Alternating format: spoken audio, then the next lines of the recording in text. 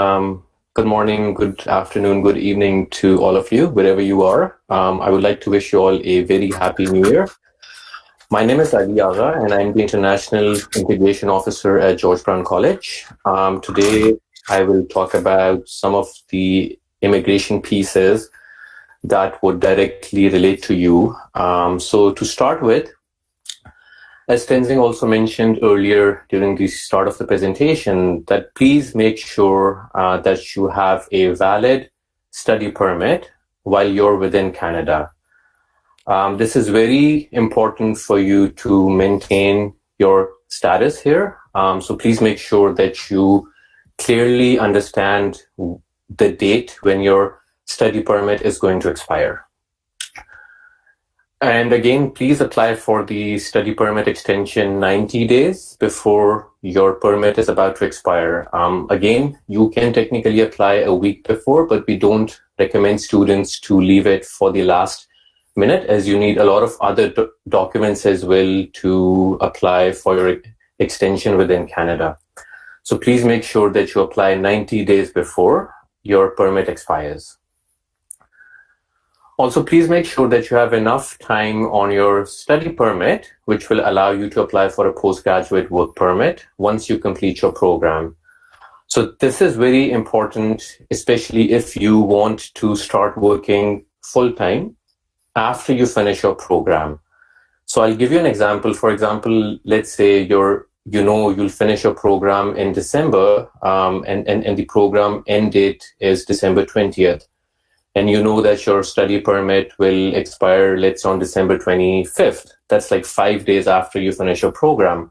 So in between, you need like certain documents from the college as well. So in this case, we would recommend you to, extend your study permit before and then apply for the postgraduate work permit while you have a valid student status. So once again, it's going to help you to transition into full-time work. We're going to talk about that in one of the postgraduate work permit slides quickly, but just to make sure, please make sure that you have a valid student permit at the time of a postgraduate work permit application. So moving on,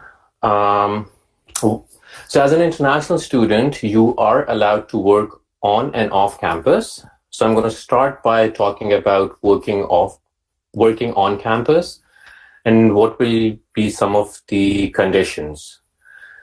So you may work on campus at the institution where you study without a work permit. So technically what this means is within your study permit, there should be a condition that says or allows you to take up employment on campus. So if you have that condition in your study permit, that means you do not need to apply for a separate work permit in order to work on campus. Also, it is very important that you understand in order to work on or off campus, you need to be a full-time student at a public post-secondary institution. So if you're a student at George Brown College, you will meet that requirement. And third thing is that you need a social insurance number. So one of my colleagues will talk about how to apply for the social insurance number in detail in one of the slides, but please make sure that you have a valid social insurance number in order for you to work in Canada. You must stop working on campus if you no longer meet the above eligibility requirements. For example, if you're no longer a full-time student or you drop to part-time status, you are no longer allowed to work on campus. So working off campus, once again, to work off campus without a work permit, you need to be a full-time student. You need to be enrolled in a post-secondary program. So by this, I mean, if you're doing ESL, you may not be allowed to work off campus. So post-secondary program is something that leads to a degree, diploma, or a certificate, and it needs to be at least 6 months long. So most programs at George Brown that lead to a degree, diploma, or a certificate are more than 6 months. So you should be fine with that as well. And please make sure that your study permit says that you can work off campus. So once again, I need to reiterate this point. Within your study permit, you should have a condition that says that may engage in on or off campus employment if meeting the criteria or condition. So in that case, you are allowed to take up employment on or off campus. If you have any confusion about any of the conditions, you can always reach out to us and we can explain you what a particular condition would mean in your case. And lastly, it is very important to note that if you're starting your program and you haven't begun taking classes, you cannot work in that case. So let's say if you're a new student who's arriving in Canada and you have 1 week left to start your classes, in that case, within that 1 week, until and unless you start your program, you cannot work off campus or even on campus in that case. So how many hours can you work off campus? Legally, you're allowed to work up to 20 hours each week when your school is in session and full-time during scheduled breaks. By scheduled breaks, I mean in inter-session week, and if you have a summer break or a winter break. One thing to keep in mind in this case is that please make sure that you were a full-time student in the semester before, and you will be returning as a full-time student in the semester after your break. So for example, if it's your last semester and you're about to finish your program, in that case, you're only allowed to work up to 20 hours. In that case, you're not allowed to work full-time because you will not be coming back to your program. So again, you must stop working off campus on the day you no longer meet the above eligibility requirements. For example, if you drop to part-time status, you will need to stop working off campus. And that was it for my part. And now I will hand it over to my colleague Mariam, and she will talk about the social insurance number. Thank you, Ali. Hi, everyone. So we are going to talk about social insurance number, and we are going to talk about the co-op work permit. So I will start. You need to have a social insurance number, which is known as SIN, if you are going to work in Canada. So you need to have that to receive benefits, services from the government programs. You must have one of the following conditions or remarks printed on your study permit in order to apply for your SIN for off-campus work. So you have to look at your study permit to make sure what type of permit you exactly have and what is written on it. So it should say, may work 20 hours per week off campus or full-time during regular breaks if meeting criteria outlined in section of 186 of the IRPR, which is the immigration regulations. Or may accept employment on or off campus if meeting eligibility criteria as per R186, F, V, or W must cease working if no longer meeting these criteria. So you don't have to worry about all these numbers and all these letters. As long as it's mentioned there, you would be okay. If your study permit does not have one of these conditions or remarks, you must submit a request for an amendment to your study permit before you can start working. And before you can start, you can apply for a SIN. So there is no fee for that. You just need to request it. If your study permit it says, this permit does not permit the holder to engage in off-campus employment in Canada. If this phrase is printed, then printed on it and you have changed your program of study, let's say, you must apply to change your conditions, your study permit, and you have to pay for the fees.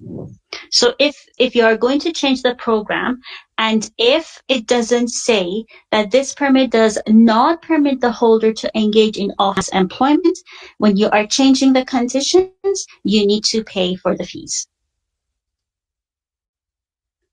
So in order to apply for SIN, it's advised to do it online, preferably.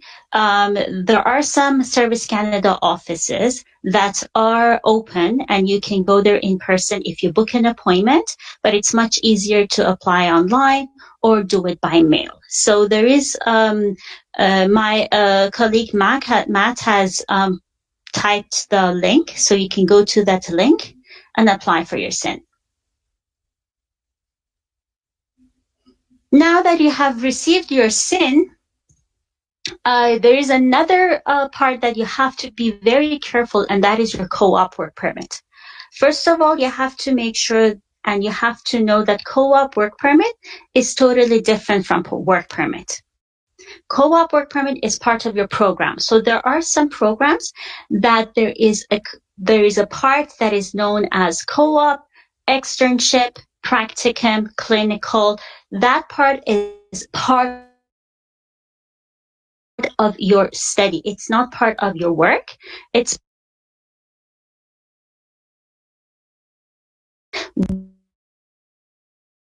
when that part of the program is going to start. When you are applying for that, there is no application fee for it. Employer indicated on the work permit that it is the George Brown. So on your work permit, your employer is George Brown. And you need to apply early because it takes time. You need to apply for your co-op work permit before you are going to start your placement. You cannot be used in place of an off-campus work permit and must only be used for your field education purpose. You cannot work for any paid job with your co-op work permit. That work permit is only part of your program.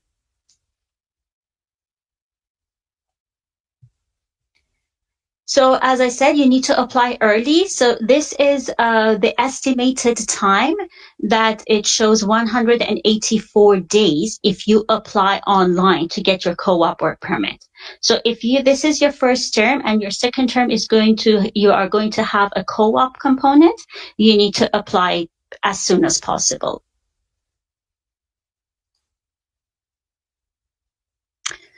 So now what is post-graduation work permit?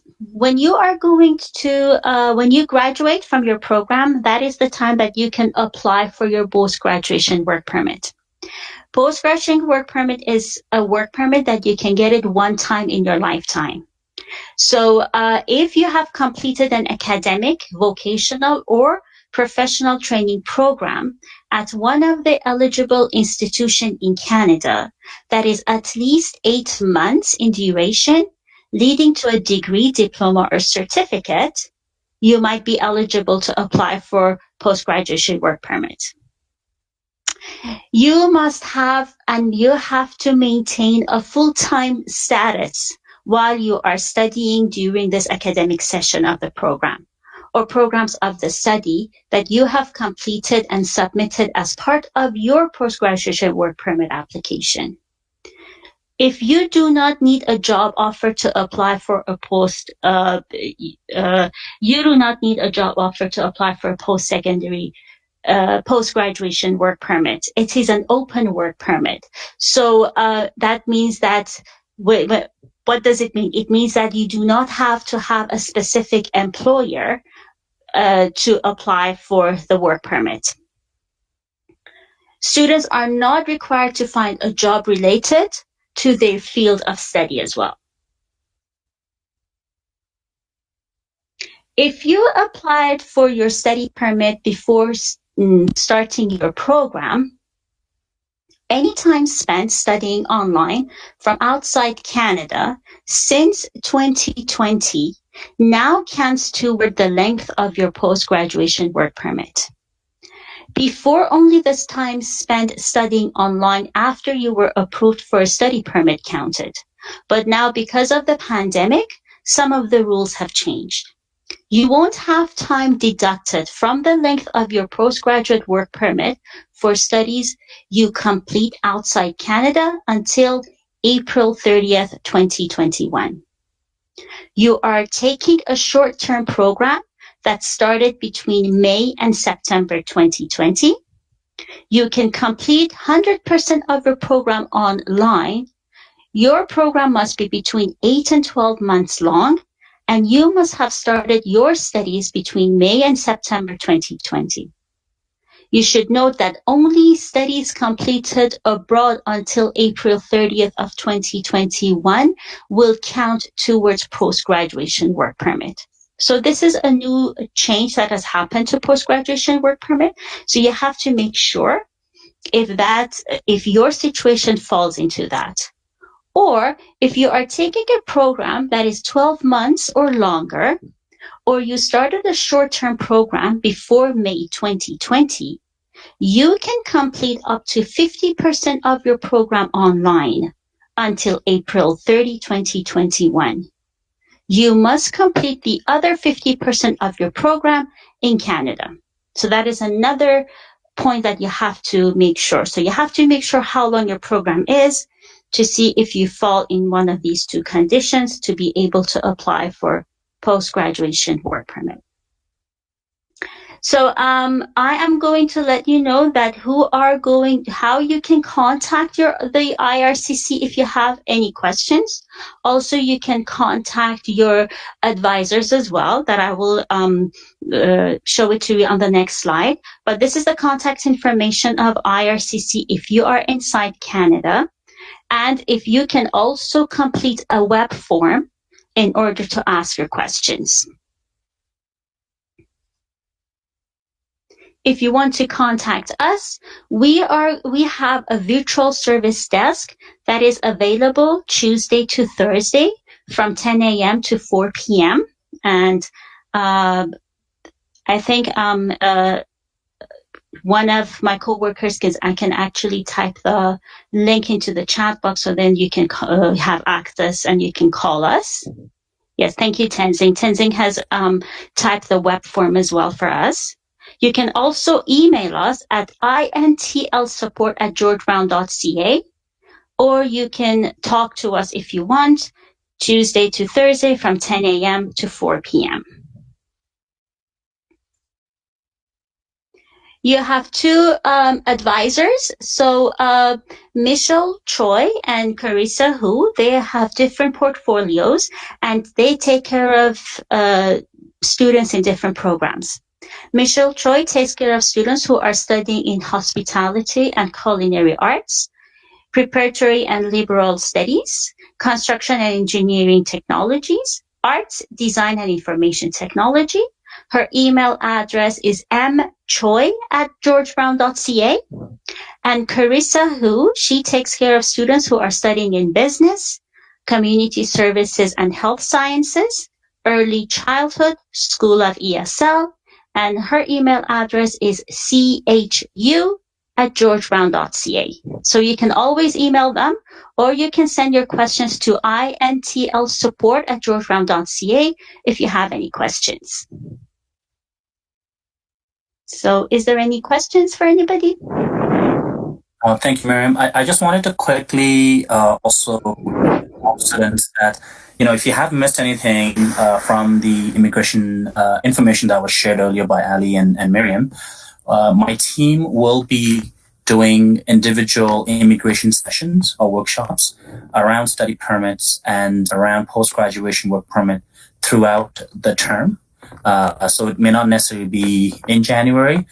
Depending on the month, we will probably start with study permit extensions, information around that, and then towards mid-semester or further down into your winter term, we'll be speaking more about post-graduation work permit as well.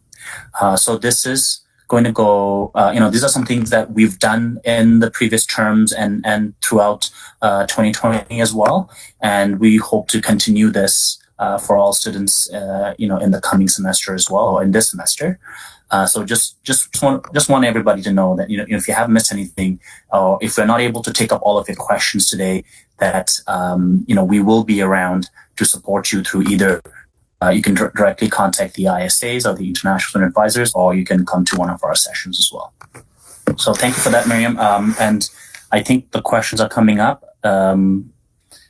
So yeah, please, I'm going to ask Carissa and Michelle to assist with the questions.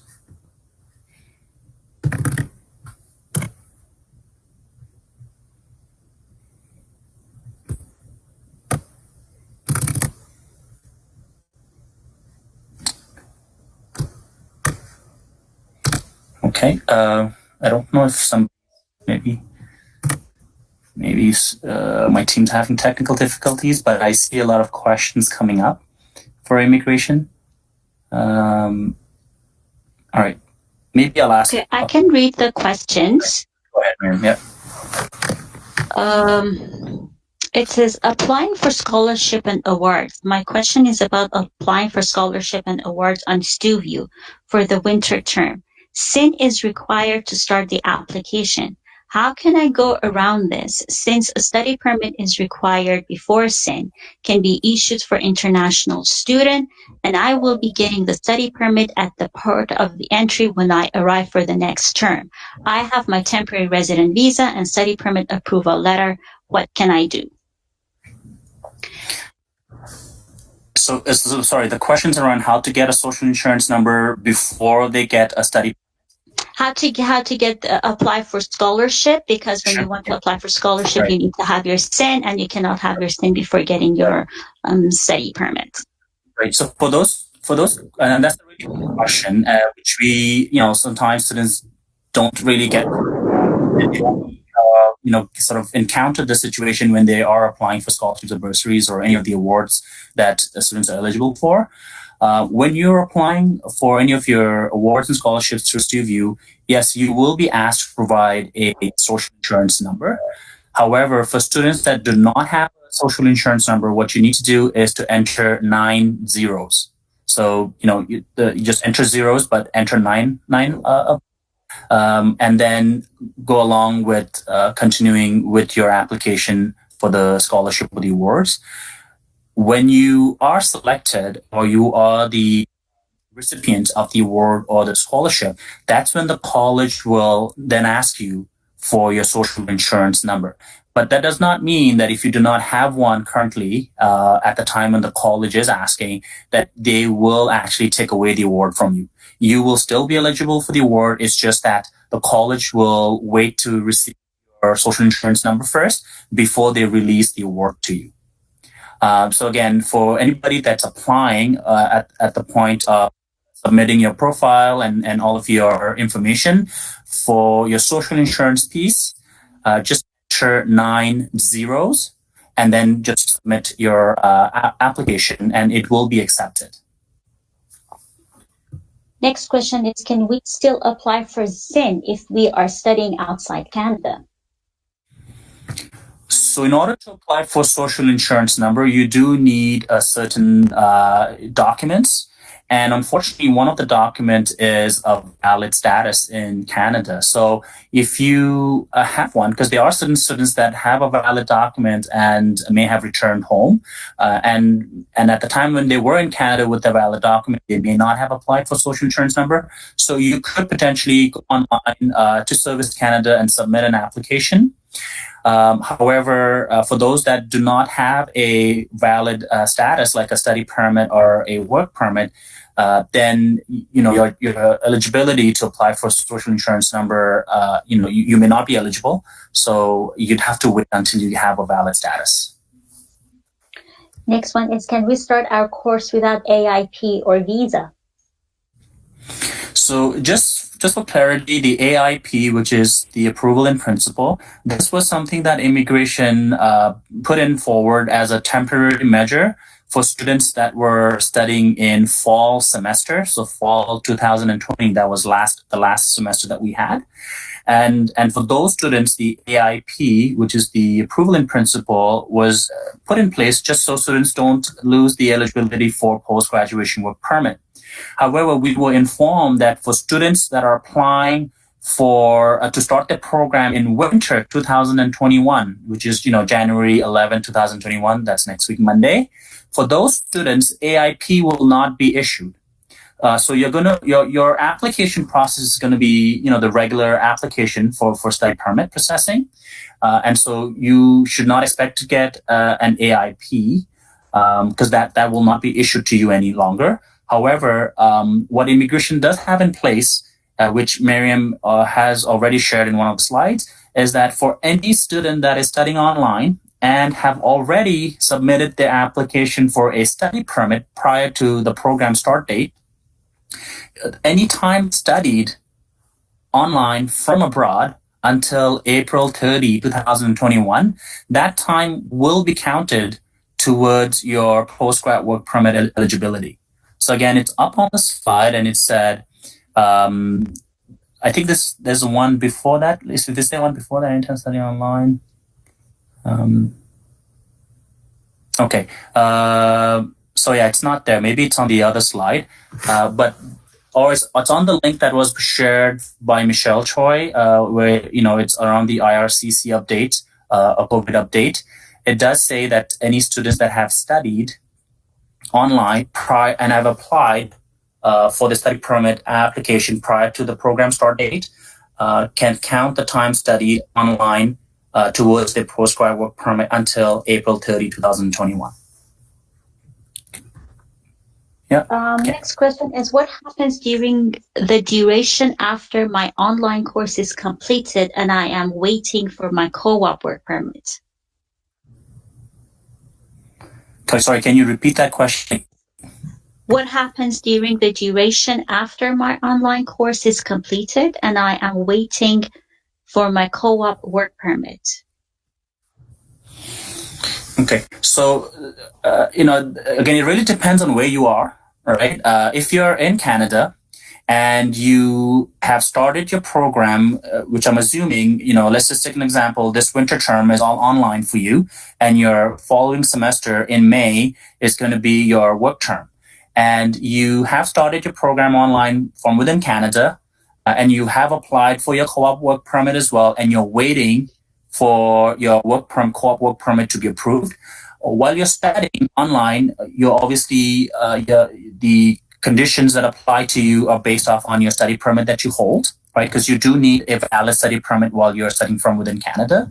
But once you've completed your winter semester and now your work term semester starts in May 2021, and you're still waiting for your co-op work permit, what the current temporary policy states is that if a student has a study permit that has conditions that allow you to work off campus for 20 hours, you could use those 20 hours towards working for your work term while you're waiting for your co-op work permit application to be processed. Now, while you're using those 20 hours of your off campus in order to do your, and you can only do 20 hours a week, you are not allowed to do any other off-campus work because you're technically using that off-campus 20 hours and replacing it to work towards your work term. So I hope that's really clear. But for those students that are outside of Canada, unfortunately, because not unfortunately, I guess you could look at it both ways. If your program allows you to complete a work component that is outside of Canada, then that would probably work in your favor, because for anyone that's studying or working outside of Canada as part of your program, you are not bound by any permits per se. The study permits and the co-op work permits, or any of the permits that you require in order to complete your program, is for someone that is from within Canada, right? And so that's really important to keep in mind. But obviously, as the current IRCC regulation states, is that any studies done outside of Canada after April 30 will not be counted towards postgrad work permit. And as I've been mentioning before, it's all temporary policies, and these temporary policies that immigration puts forward sometimes do get extended. And there's also been talks amongst colleges and universities to advocate to try and extend this date. Obviously, we can't guarantee that immigration will extend this date, this deadline to allow students to study even more outside of Canada. But we've seen in the past year that immigration has been flexible when situations have not improved. And the situation that I'm speaking of is the COVID-19 situation. So we're really hoping that immigration does take into account the current situation that's happening within Canada or around the world, and do something about current April 30, 2021. But for anybody outside of Canada, just keep in mind that that you're not really bound by any permits per se. But we're really hoping that everybody does get approved for their study permit, and hopefully at some point in the future when it's safe to travel to Canada and or for anybody that has an in-person component, that you're able to get your permits approved, and then you're able to come to Canada and take part in your studies. If I'm taking an accelerated course, is it still qualified for 3-year postgraduate work permit?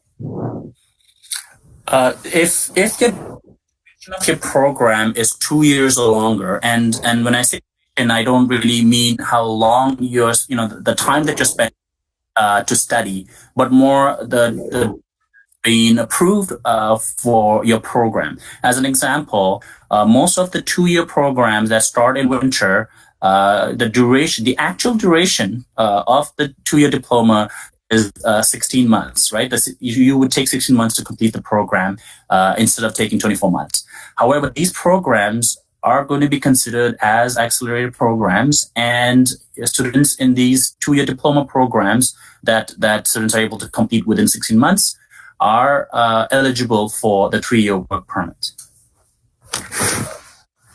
Can I take 2 terms off?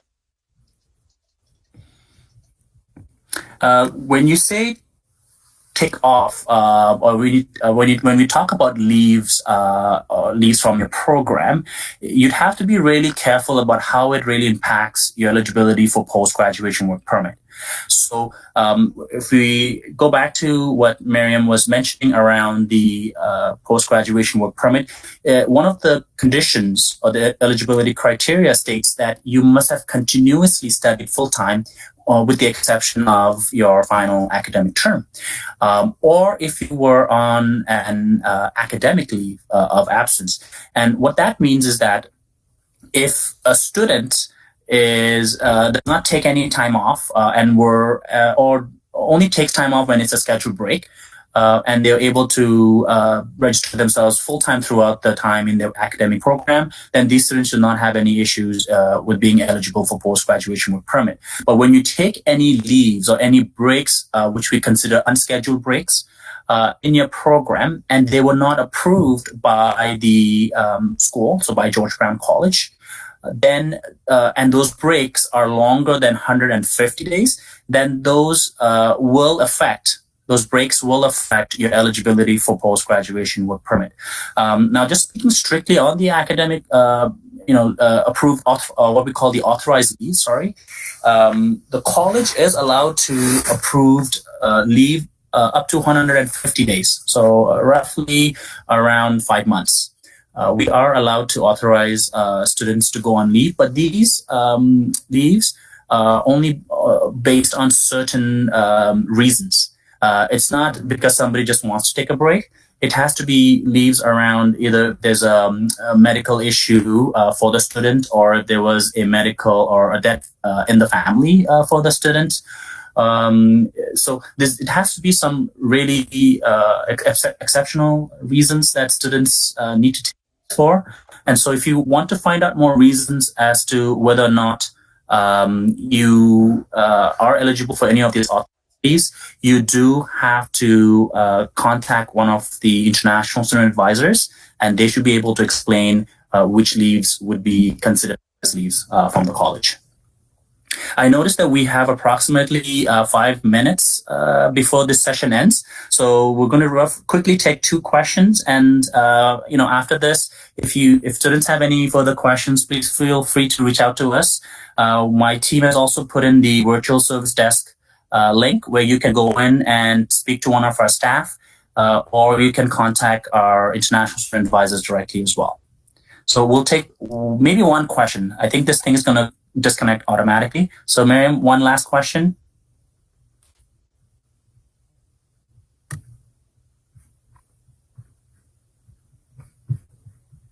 Oops. Can anyone hear me? Actually, I'm not too sure if someone can hear me. I am back. I was out of the of Black for some reason. Sure. So we'll just take one last question. Okay. It says, I'm just trying to see if I can see any of the questions because they are just going fast. Do we get 3-year work permit in case if we? Oh, sorry. Do we get 3-year work permit in case if we do 16 months study without any break in Canada, 12 months full time and bridging program? So that's a very good question. So that's I'm assuming this is a question where students are taking one program, a full 12-month program, and then they want to bridge to a different program, which is only a semester long, and they're trying to combine two programs to see if they're eligible for a 3-year work permit. So we have programs in the college, not a lot, a couple, where students are able to complete a 1-year postgraduate certificate program, which is normally 12 months long. And then these students are then able to jump into another program, another separate postgraduate certificate program where they only take 4 months of studies. And eventually, when they complete that second program, the students get 2 certificates, one for the initial program that they started with, and then the other one for the bridging program that they went into. However, when we speak about whether or not combining, 12 months of the first program and 4 months of the second program, and whether or not combining these 2 programs in that situation is eligible for the postgrad work permit, we really have to look into what the regulation states. And the regulation that is currently up from immigration around combining 2 programs, what it really says is that when a student completes one program or 1-year program and then completes another 1-year program all within 2 years, then the students are eligible for a 3-year work permit.